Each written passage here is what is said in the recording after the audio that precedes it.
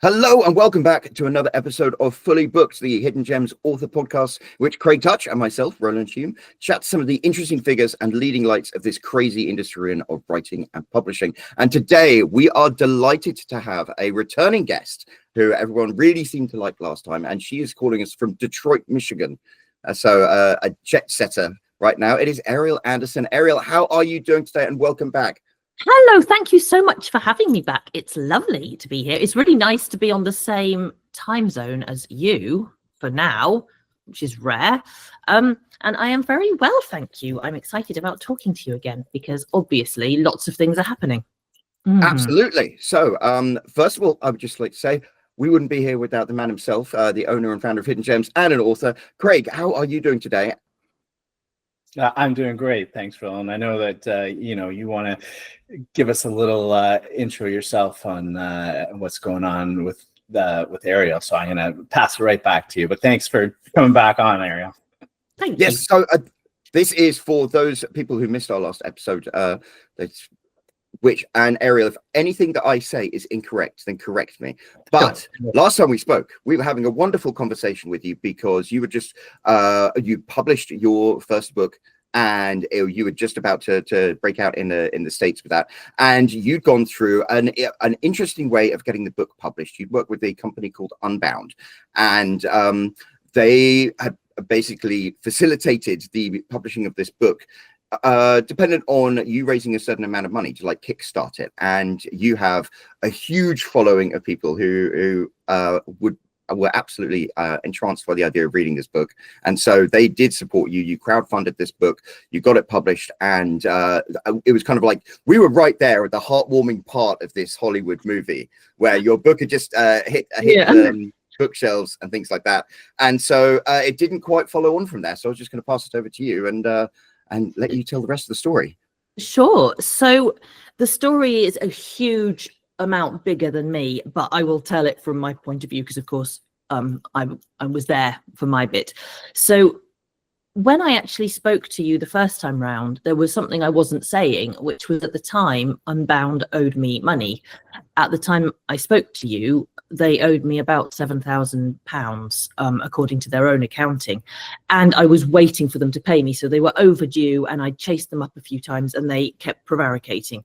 So at the point at which I spoke to you the first time, I thought I was pretty sure they would pay me. I just thought, wow, they're being really disorganized and I don't appreciate it.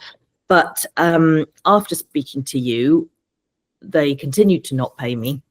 And in the end, I had to threaten them with legal action to get the money I was owed.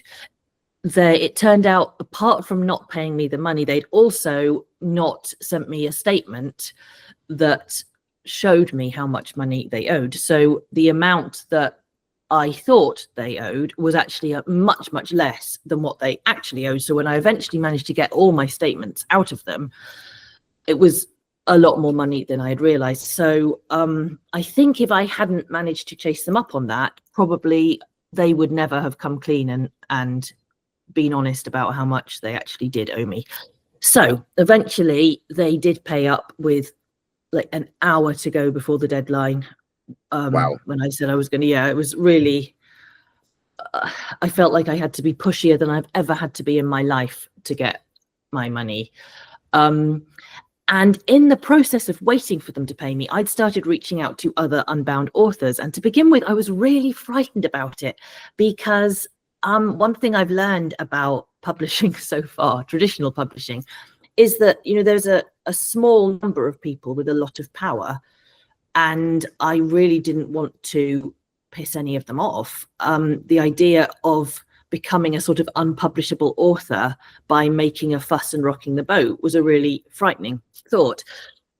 So I sent out these really cautious inquiries to other Unbound authors and started hearing back from some of them. Like a lot of them never replied because I guess they were scared too. But everyone who wrote back to me was also owed money. So we all stayed kind of in touch. And towards the end of the year, I should have been paid again, and I didn't get paid. And so in January, I made the really difficult and frightening decision of asking for my rights back, because according to my contract, I was allowed to do that once they were in default. And I really hoped that if I threatened them with that, they would say, oh yeah, sorry, we'll go back to paying you normally. But they didn't, and I did take my rights back. And I'm really glad I did, because 6 days after that, they went into administration. So I don't know if that's a thing in the USA. It might be called something different, but it's a controlled bankruptcy kind of thing, basically. Yeah, I think we have something, we call it something like Chapter 7 or Chapter 11, or I don't know. So they relaunched as a different company.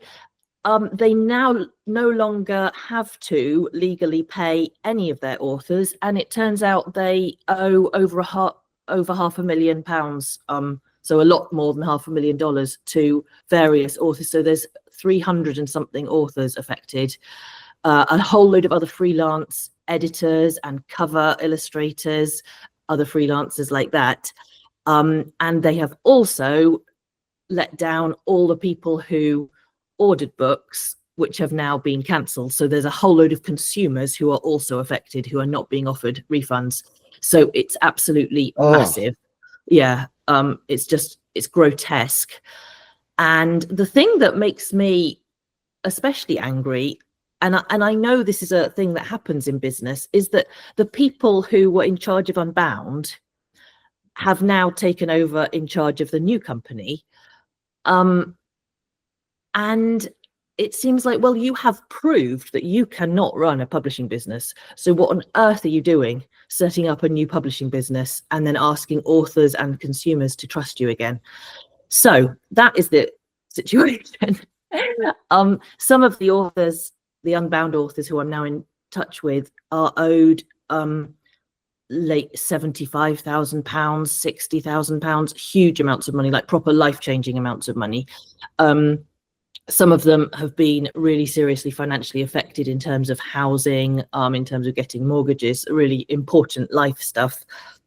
Personally, I'm not as badly affected as that, but it means I probably will never know how well my book sold in the USA and Canada, because I now have no trust that they will ever give me honest accounts for how well my book did. And so starting again is going to be, I guess, a little bit on the difficult side, because I can't prove what my sales were like. And I think for getting traditional publishing deals, it's really useful to have that data. So they've basically interrupted the careers of at least 300 authors. And it makes me think self-publishing is a really, really attractive option. Well, I mean, I'm an evangelical for self-publishing. I'm like, get rid of publishing companies, they're all awful. But then unfortunately we have stories like the one you're sharing here, and I mean, you can tell you're very restrained when it comes to things, but we can tell you actually, like, this makes you quite emotional talking about it. I'm really angry. Like I'm really angry on behalf of, especially, just, you see, I've got a full-time job already. Like, I'm a model, and it's a well-paid job, and it's in my control, because I guess as a model, I'm self-published. You know, I sell my own work. It belongs to me. So I am financially okay. But some of the Unbound authors are full-time writers. So if the book that now they are not being paid for took them, you know, a year of work, that's someone's annual salary that's just gone missing into the ether. And the wealth of the people at the top of this publishing house is such that I just think if it was my publishing company and I owed all these authors money, I would mortgage my own house to pay, because I don't know how I could sleep at night if I didn't. And these really wealthy people have just walked away, as far as I can see, from their obligations, started again, are playing at being publishers again, and there's, as far as I can see, there's not going to be any penalty for doing that. And they're leaving in their wake a whole load of people who are financially devastated. And yeah, it's a really disgusting thing to see. And I'd sort of hope that the publishing industry was this really legitimate, ethical industry. And what I'm discovering is that at least my association with it has been that, God, it's full of people who are behaving in a really abysmal way. So it's kind of made me think really highly about the pornographic industry, because I've never been ripped off to this extent in that world. So that's interesting to discover.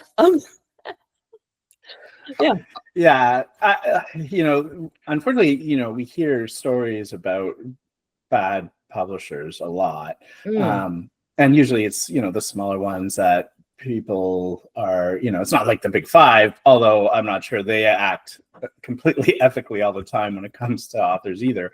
But, that's a sort of a different issue. Like, are they, the amount that they take and what they do, is that really fair to authors, right? But when you talk about the smaller presses, there's not a lot of recourse when you end up in a situation like you're in, although you'd think that the courts would do more towards paying off the people that are owed money. I thought there was rules around, when you go into bankruptcy.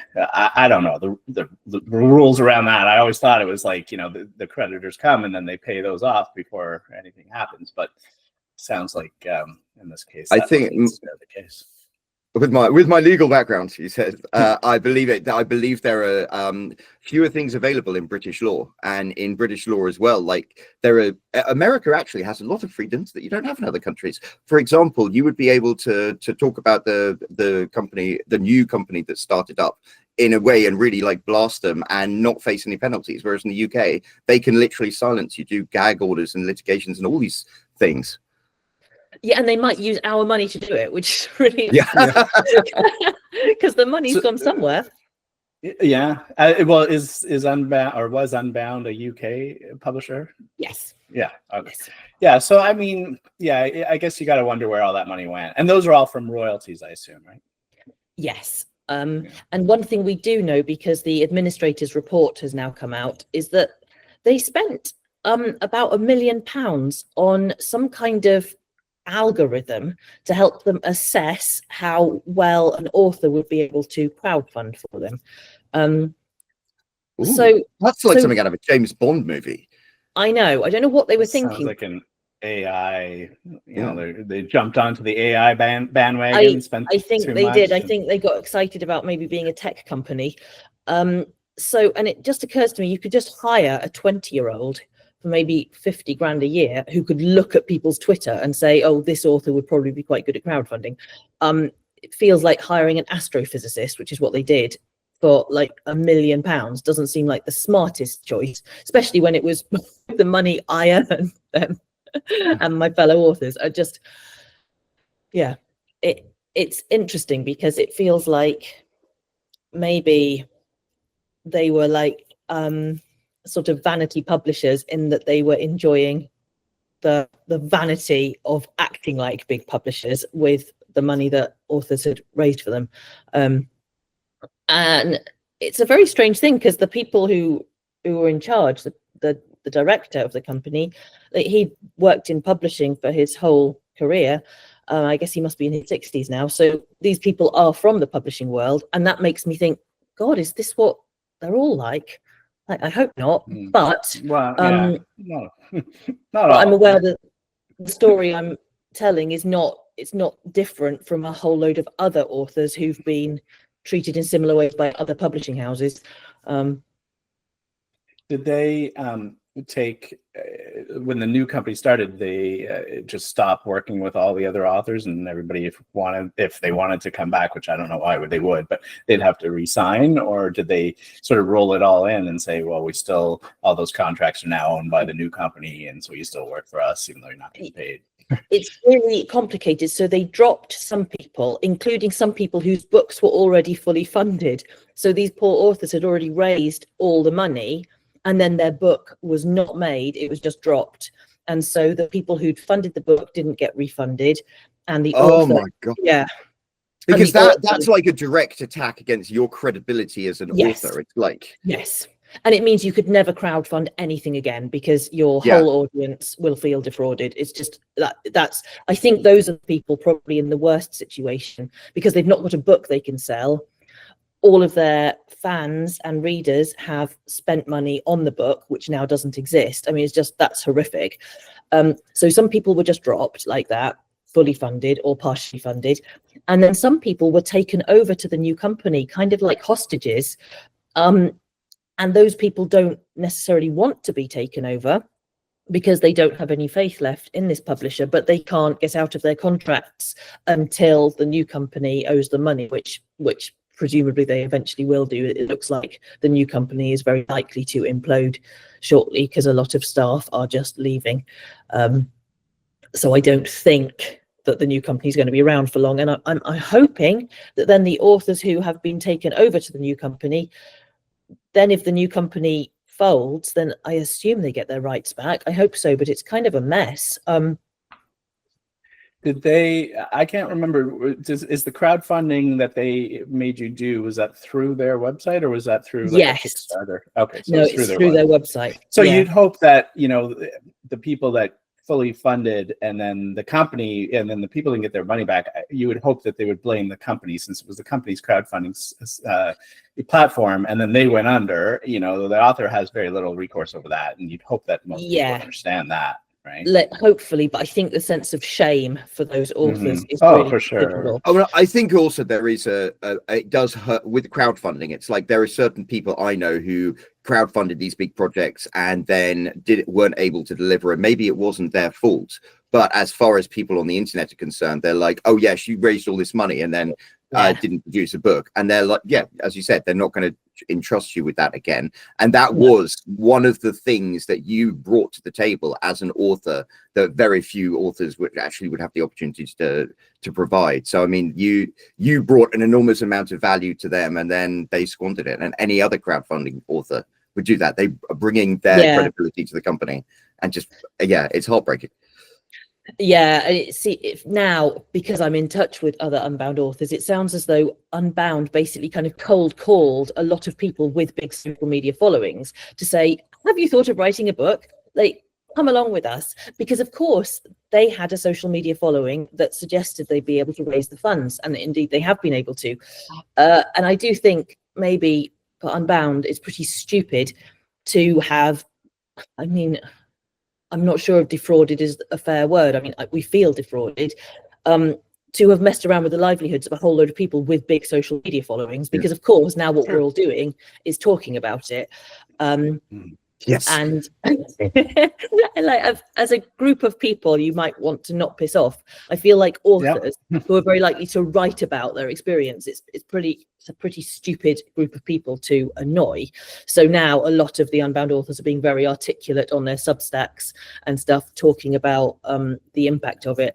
And I really hope people will be able to reignite their careers. But it does occur to me now, having gone through this process once, that it feels like your first book is really important because it sort of establishes you in terms of like how trustworthy you are and how readable you are and how marketable you are, and to have that really messed with, so that your first book is meant to kind of establish you as a proper author. If it gets all messed up, it does feel a little bit like starting from scratch again. And I guess the people that were in that situation, the authors that were in that situation where they had funded and then nothing got sent out, they don't have access to those readers directly to be able to send them a message or to send them, say, an e-copy of the book. You know, hey, I know I couldn't get you the paperback because of this happened, but here's an e-copy for free. Exactly. So the new company has the list of all our readers. We don't have it. And one of the things, I guess I'd like to say this just for any other authors who are watching, there was a kind of early warning sign that something was going to go wrong, and I didn't recognize it. So my book came out in summer of 2023 in the UK, and around the same time there was a redesign of the Unbound website and the author's dashboard, so we could all see our sales. We could see the names of the people who were pledging. We could see all of our statistics. All of that suddenly disappeared, and I wrote to my editor and said, I can't see this stuff anymore. So I used to be able to send out newsletters to all of my readers, all the people who pledged money for it, and it was really useful. So I said, please, can I have that function back, because this is really important to me? And she said, oh, I'm so sorry, we've lost that function, as though it was just an accident. And now looking back, I think of course it wasn't an accident. They took it away, and I guess they took it away because they were preparing to start to play fast and loose with. So I like listening to this. It just boggles my mind that like that there are people who wake up in the morning and consciously make decisions like that. They're like, well, we don't want the author to know how much money we are not paying them, so we'll just remove that feature. Yes. And it's just like, Yes. how do you go to sleep at night? And I it's don't like know. you're also removing, they are consciously removing the ability to see all the people that pledged and contact them, meaning they probably knew something was going bad and they didn't want authors to start downloading their lists and then be able to start bad mouthing the company and talking about the company or contacting the people directly, which is another, you know, sign that there was some forethought into what was going on their part. It wasn't a big surprise to them. No, I think probably not. And I know one of the criticisms that's leveled at traditional publishing is that it's very opaque. So authors don't necessarily know how much they're selling, and they just have to trust the accounts department of the publisher that they're being told the truth. And one thing that reassured me about Unbound was that I wasn't going to have to just trust them. I was going to be able to see my own record. And of course, if I'd crowdfunded through GoFundMe or similar, I would have been able to see all that information. So yeah, it's really I guess it must have been quite a calculated choice on their part to take that away. And of course, now the new company, which is called Boundless for now, is using those lists of readers to send out marketing stuff. So I am getting marketing emails from the new company, which is making me really cross. Whereas the authors cannot send out. They don't have access to this list of readers, so we can't use it to reassure people that we're still there and we still want to provide books that we had written. But Boundless, the new company, are using, for now, they are using all that data to make money for themselves. And I assume the new company has access to that $1 million algorithm that the old company paid for, that they basically used everyone's money to pay for, then had no money, went bankrupt, started a new company, and be like, oh, look, now we have this free $1 million piece of software, which may or may not work. I'm just assuming that this piece of software doesn't exist. That's my assumption. I might be wrong. Or it just doesn't work, doesn't do what they thought. You know, they realize they spent $1 million and got nothing out of it. I mean, I guess there's no way to tell if the, you know, I don't know if it's probably not a public company, right? So there's not records of what people were making, like the executive level. Like, oh, he got $1 million bonus that year. Yeah, no, there's a limited amount of information on Companies House, which is the British kind of government's register of companies. But yeah, it doesn't give you a whole load of information. It does show that they owe a lot of money to the tax office, HMRC. So sadly, I think HMRC will always get the first payout when a company goes into bankruptcy, so that you have to pay off your tax liability before you pay off all the people who you also owe money to. So that's another reason we probably won't see any of the money that we earned, because they're in debt to many different people, including the UK tax office, and they will be the priority. So it's such a mess. But now I look back at my experience with them, and I think there probably were quite a lot of early warning signs that I was too inexperienced to notice. But now with hindsight, I can see them. Like there was a really high turnover of staff. So I worked with, I worked with about 10 different people from Unbound in the process of getting my book up to publication, and just people kept leaving and being replaced. And now I think, I wonder if that was a sign that things weren't really all well in the publishing world. I mean, I didn't know what was normal, but looking back, it was a very high turnover of staff. And yeah, I really hope I can pass on a bit of what I learned from this, so that other authors in the future can kind of spot these signs, so that they don't get taken in like this. And I think certainly the lack of transparency is probably a sign that things were not well. And I think as soon as your royalties are late, that's probably a sign that the company's on its way down. And so I'm glad I insisted on being paid back in September 2024. And a lot of my author friends who I'm in touch with, they were owed money at that point, but they didn't insist on being paid because they were being fobbed off with excuses. and they wanted to be kind of good authors. They didn't want to make a fuss, so they were patient, and now they haven't got any of their money, whereas at least I did get some of what I was owed.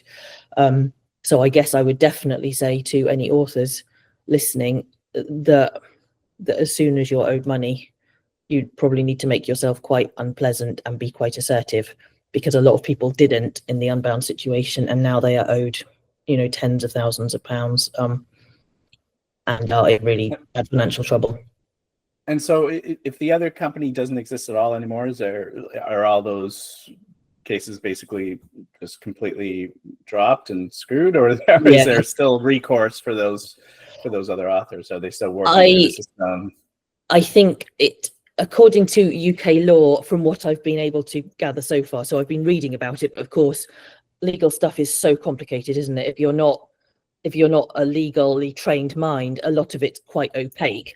So yeah, it looks as though you can try, but the chances of getting your money back are pretty slim, because the process of going into administration itself is expensive. So the first amount of money will go to the people who are in charge of kind of breaking up the company. So, and I think that costs something like £136,000. So that's going to be a huge. It's some disgusting amount. Yeah. And so then they will also owe money to HMRC, so they'll have to pay that. And then the money that's left over is going to be, I'm guessing, negligible. And I would assume that you're way down the list of creditors at that point. So personally, I think probably none of us are going to see any of the money we're owed at this point. And it's a limited liability company, so therefore all of the people who started it and founded it and stuff, you can't pursue them for money that the company owed you, which is just no. The only way we can probably pursue them is if they've actually done something criminal, and I don't know, they might have done. I mean, it's such a mess that I'm sort of hoping it will be investigated from that point of view, because I feel like they continued to trade when they must have known that they were heading for insolvency. And I think in the UK that might not be actually legal. So who knows? But I've finished my second book, and I'm certainly not in any hurry to pass it on to a publisher, especially not like a small independent publisher, which is exactly the kind of publisher I once would have thought would be a lovely home for a book. By someone who's a bit unusual. I mean, usually the best way to do that is talking to other people and getting referrals to a good one. But I'm sure that before all this happened, Unbound was one of those ones that people were saying, oh yeah, they're great to work with, and they are legit. Yeah, they had a great reputation, because I remember before I signed my contract, I went searching for any YouTube videos by authors who were complaining about having a bad experience, any blog posts, and I didn't find anything. So this time round, all of the Unbound authors that I'm in touch with, we're making sure that we leave a really good trail online for future authors who might work with the new company to find. Because, I did my research, and they had a really good reputation at the time, because they'd been set up by people who were from the proper Big Five publishing world.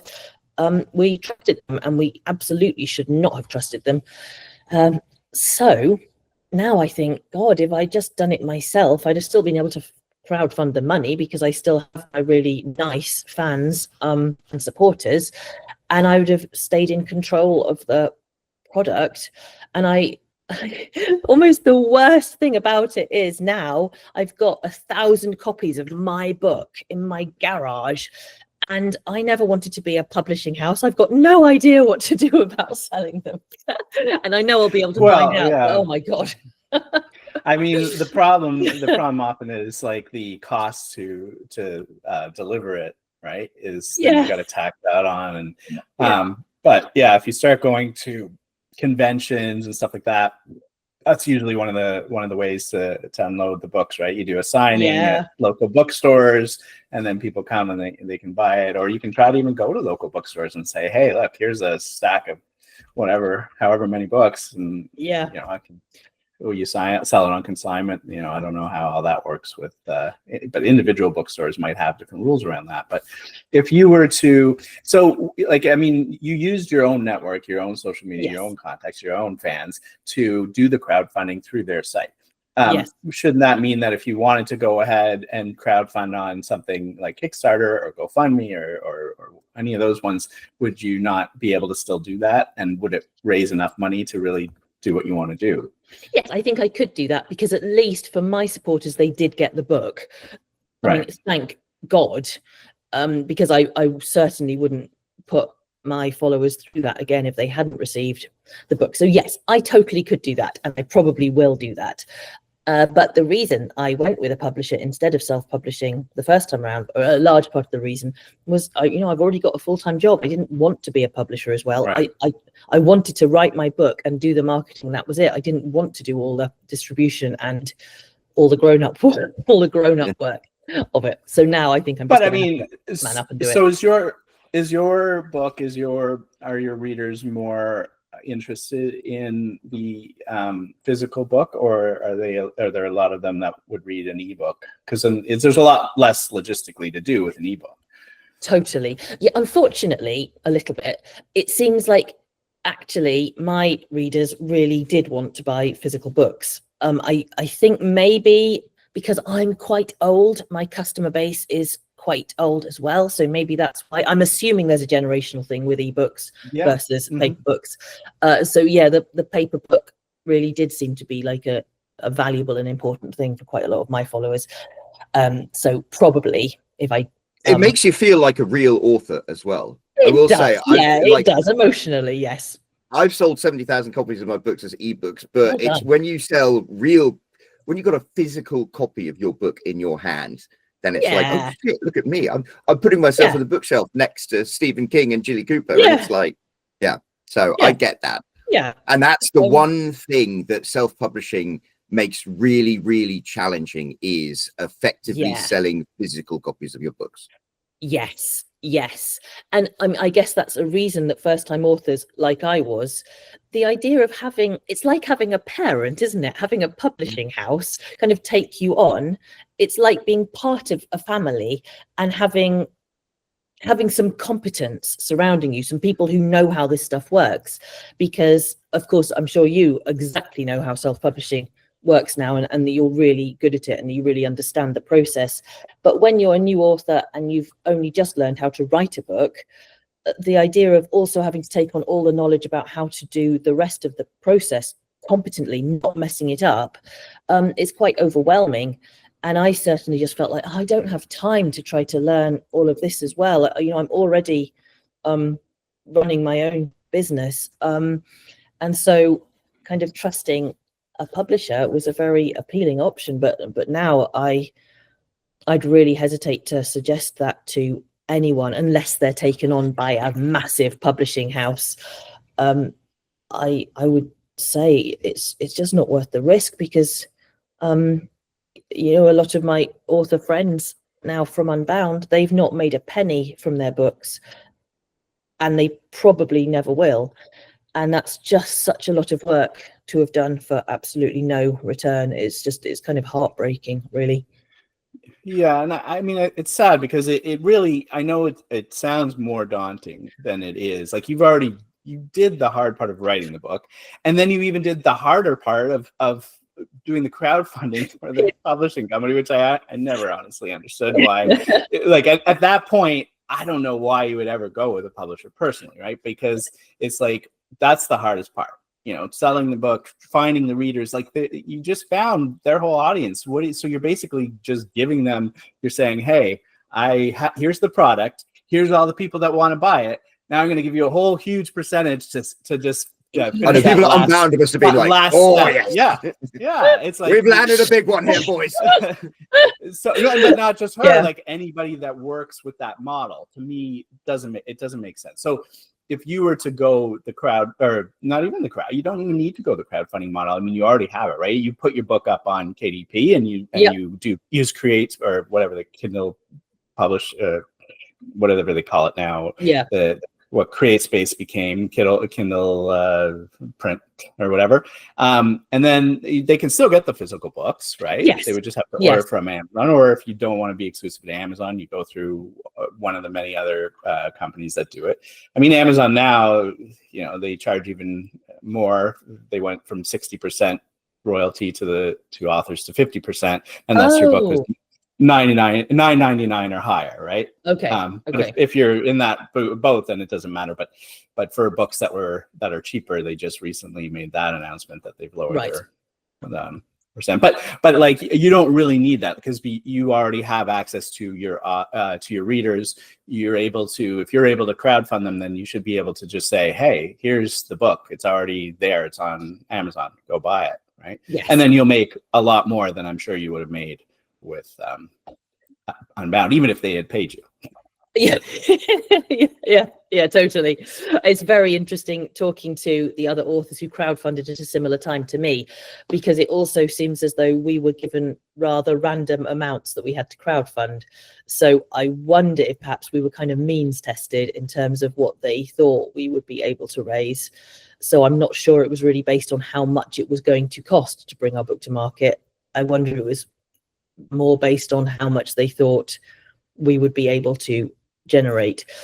So yeah, I'd love to know, just from a sort of academic point of view, I would love to know how much money I would have made if I'd just done it myself. And now I certainly want other authors who are in the situation I was in 4 years ago, I would love to tell them, yeah, just do the work yourself. Don't trust a publisher to be the adult and look after your book, because the penalty if they don't is just so high. You potentially lose all the income from a year of your life, a year of your work. And it's really not as hard as people think it is, right? It's, I mean, to self-publish these days is much easier than it's intimidating though. I mean, I think it is. I think Craig and I have been in the trenches of this business for like 10 years now.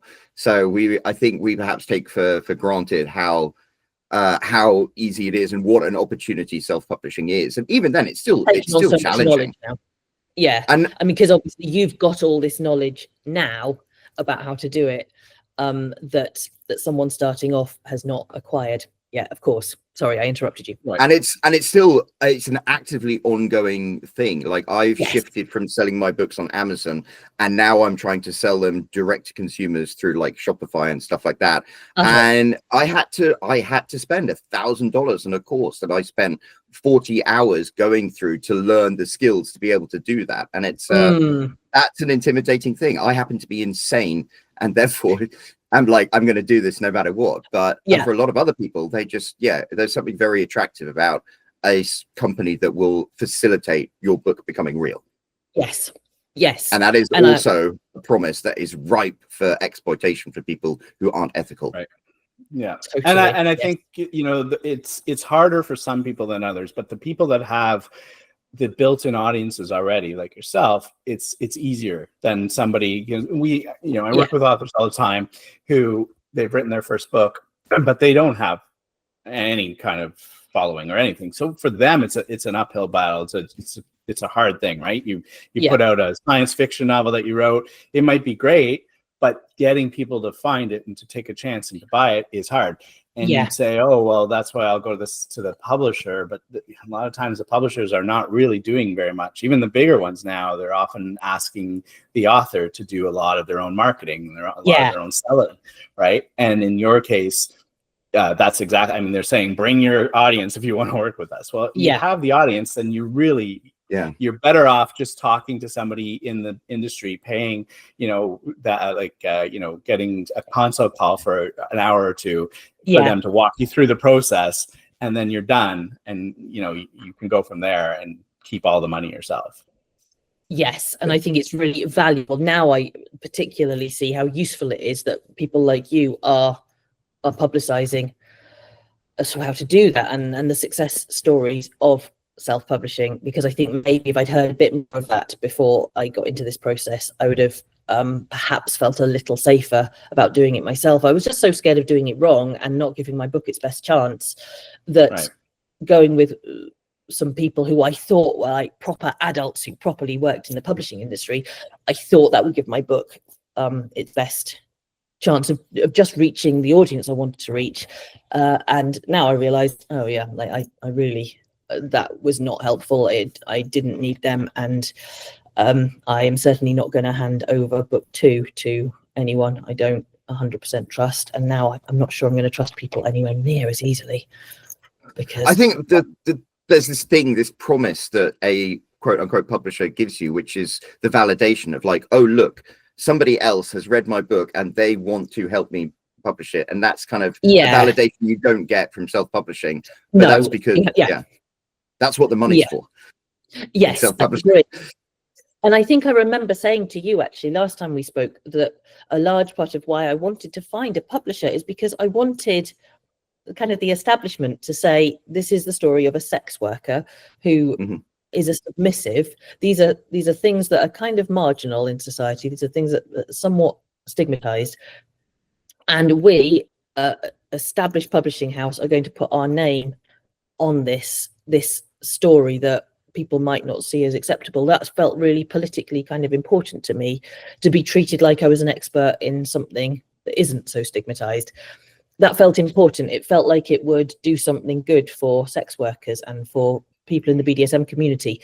And that felt worth potentially, I thought I probably would make less money doing it through Unbound, but I thought that was worth it for the statement it would make about my industry and my community.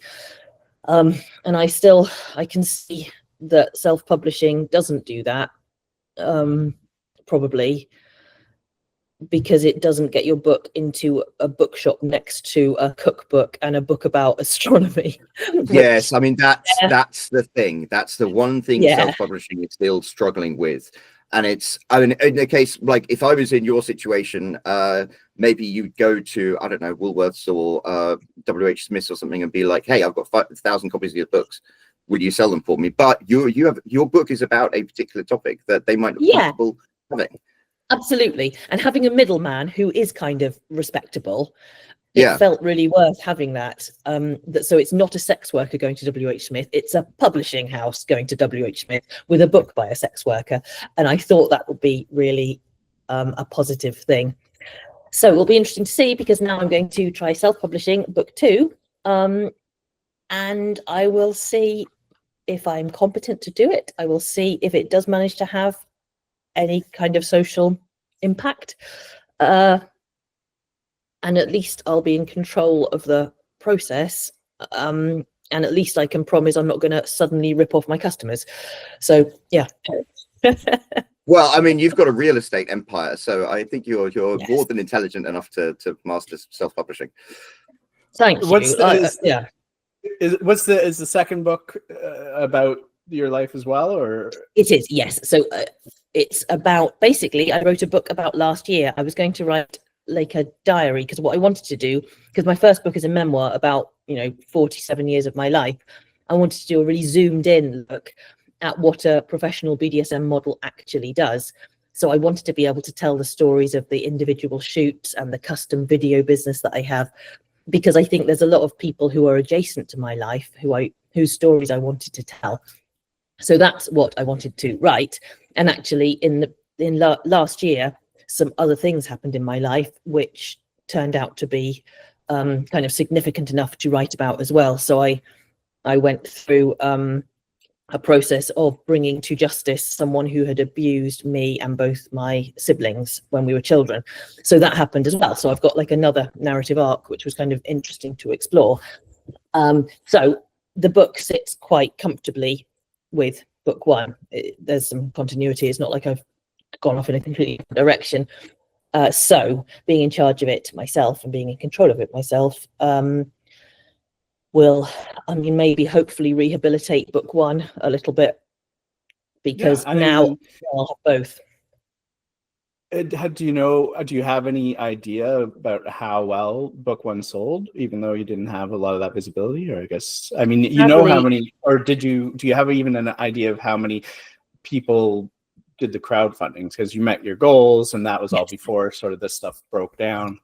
So yeah, I know that. I know how many it had pre-sold the month before publication. So I had that because the website was still up until that point. So it was doing fine. I know it went well enough for Unbound to decide to release it in the USA, but now having spoken to a lot of the other authors and realized that a lot of our statements had huge, like glaring errors in them, I no longer trust what I've been told at all.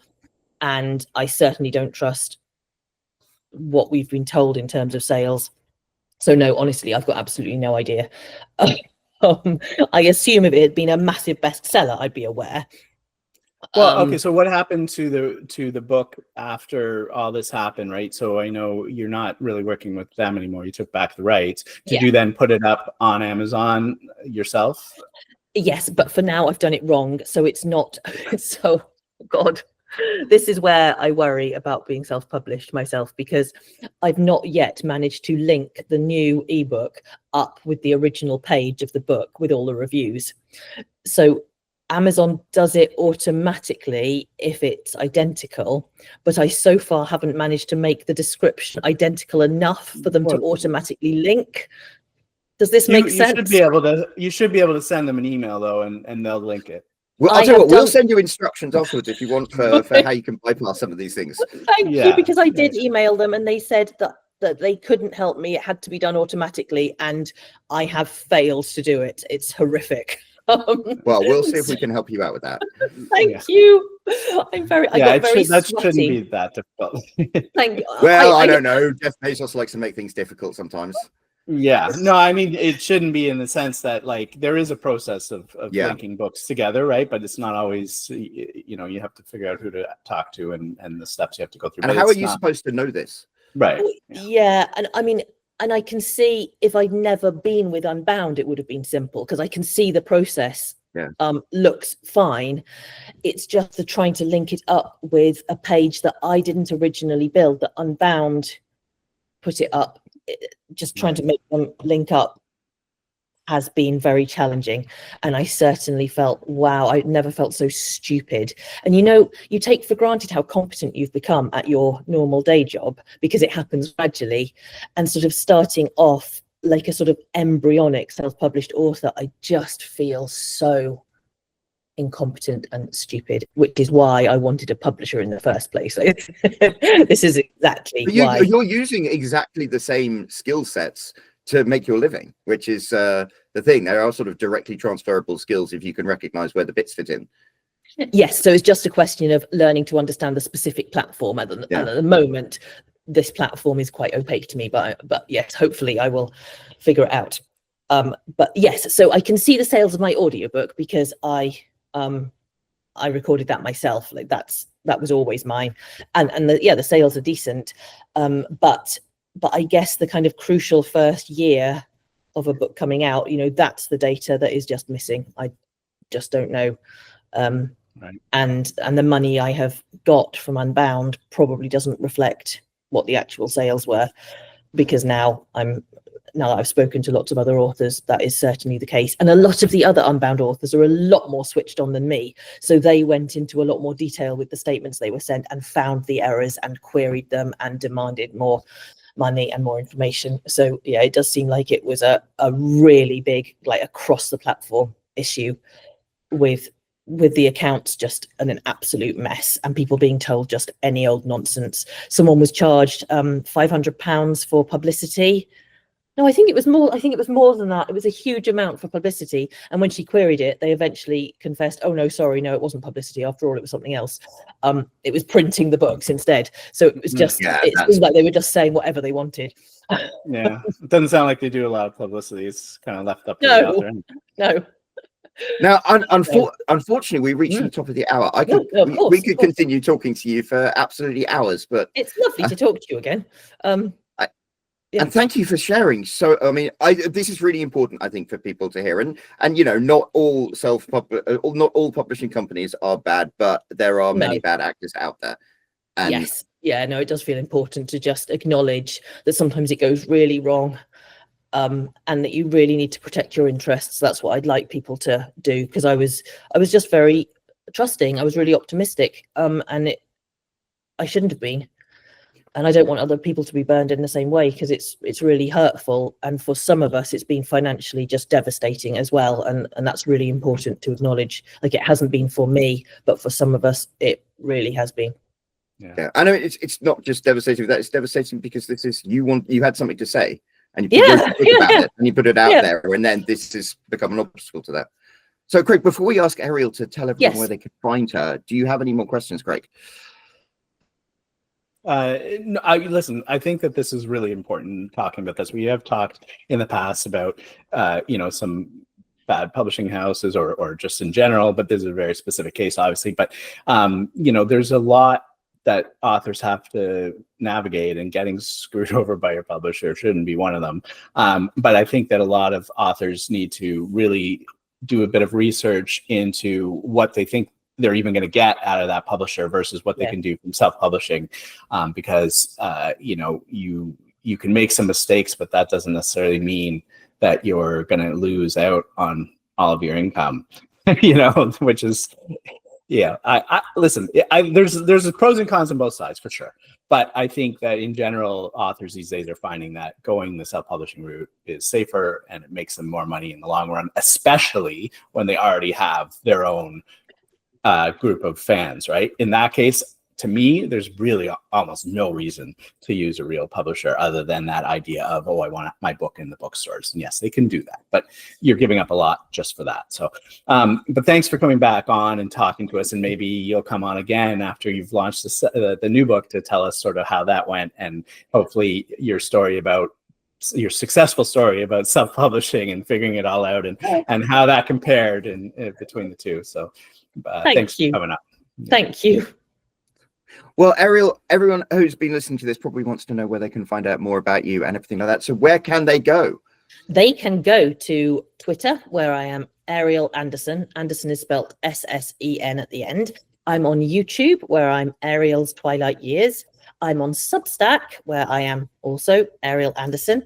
My book is on Amazon, currently on 2 separate pages. So if you search Playing to Lose, you will find the audiobook version, and then there'll be a whole separate page with the ebook that you can buy. And soon there will also be the paperback version, which I will be posting directly from my garage, and I will be signing it and sending photos along with it to make up for the fact that I'm likely to be very slow at postage because I'm always away. So that's where I am. Thank you. Well, hopefully you will go and check out that link and find out more about Ariel. And, while you're scrolling down to the description to find that link, there is that big empty comment section box. So please leave Ariel a comment and let her know how much you've appreciated everything that she has shared with us today, the really important stuff. And while you're down there, you might as well hit that like button. There's the subscribe button if you haven't already, and that little bell icon. And if you click that, you get notified every time there is a new episode. And of course, there will be a brand new episode next week. So until then, cheerio.